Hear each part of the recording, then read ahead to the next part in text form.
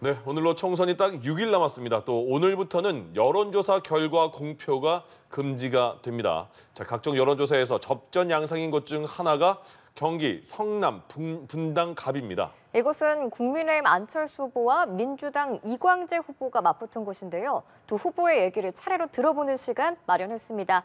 먼저 안철수 후보부터 만나보겠습니다. 현장에 나가 있는 취재기자 연결합니다. 신현정 기자, 지금 나가 있는 곳이 어딘가요? 네, 저는 지금 야탐역 야외 광장에 나와 있습니다. 말씀하신 것처럼 경기 분당갑에 출마한 후보들 차례로 만나보실 텐데요. 먼저 안철수 국민의힘 후보부터 만나보겠습니다. 후보님 지금 제 옆에 나와 계신데요. 안녕하세요. 네, 안녕하십니까. 네, 후보님 오늘로 공식 선거운동이 시작된 지가 일주일이 됐잖아요. 그동안 매일 유세 일정이 있는 걸로 알고 있는데 체력적으로 좀 힘들진 않으신가요? 아니요, 괜찮습니다. 아시다시피 제가 국회의원 300명 중에 유일하게 풀코스 마라톤을 뛴 사람입니다. 그리고 전 세계 메이저 마라톤이 7개가 있어요. 그러니까 우리나라 서울 마라톤 포함입니다. 그러면은 그중에서 제가 2개를 뛰었습니다.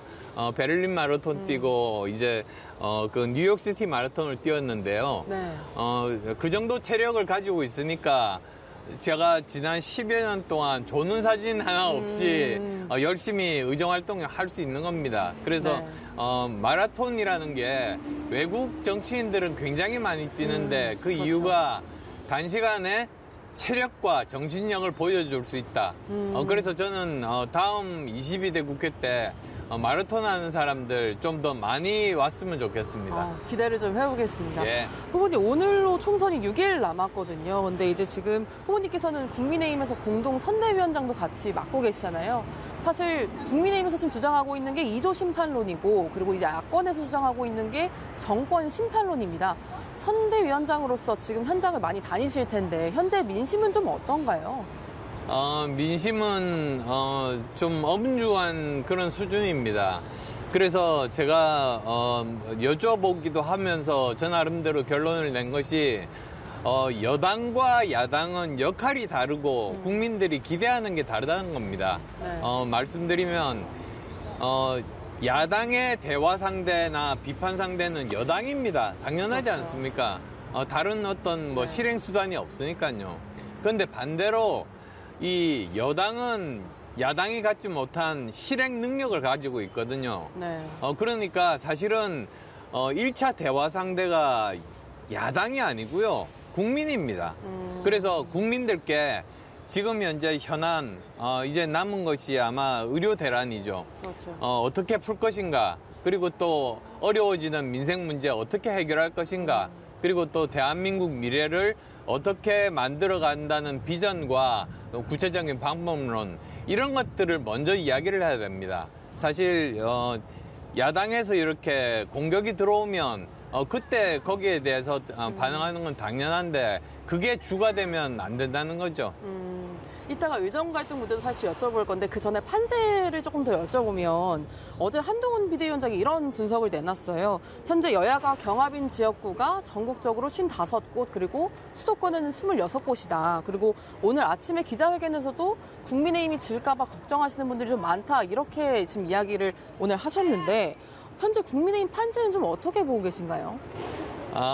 전체적으로 뭐 아까도 엄중하다고 말씀드렸습니다만 사실은 박빙인 지역이 많습니다. 네. 특히 이제 수도권과 그 다음에 부울경 쪽이 지금 뭐 1000표 내외 수준으로 아마 당락이 결정될 가능성이 많은 지역들이 꽤 많이 보입니다. 그래서 이 남은 6일이라는 그 기간이 사실은 긴 기간이거든요.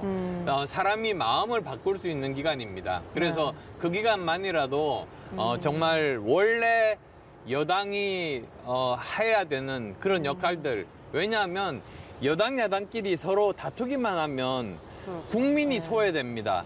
그러면 국민들은 당연히 여당이 잘못했다고 생각합니다. 왜냐하면 실행 수단을 가지고 있는 데서 그 국민들이 원하는 일을 하지 않는 거니까요. 네. 그래서 저는 이렇게 야당과 이렇게 각을 세우는 것도 좋지만 국민들께 희망을 드리고 비전을 드리는 게 우리가 해야 될 일이다. 저는 그렇게 생각합니다. 방금 6일이라는 시간이 그러니까 꽤 긴 시간이다 이렇게 말씀하셨는데 앞으로 좀 계획은 좀 어떻게 되실까요?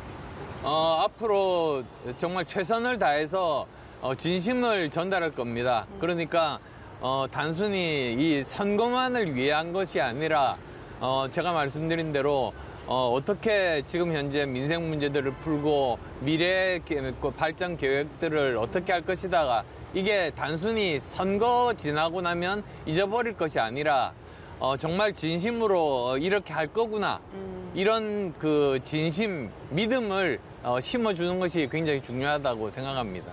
아까 후보님 말씀하신 의정 갈등을 안 여쭤볼 수가 없는데 예. 사실 대통령실에서 조금 전향적인 입장이 나왔잖아요. 이제 대화를 해보겠다. 그리고 네, 그렇죠. 의료계에서도 이제 이런 대화의 의지를 환영한다. 그럼 이제 앞으로 해결될 일이 좀 시급한데 어떤 식으로 좀 합의점이 이루어질 거라고 좀 보시나요?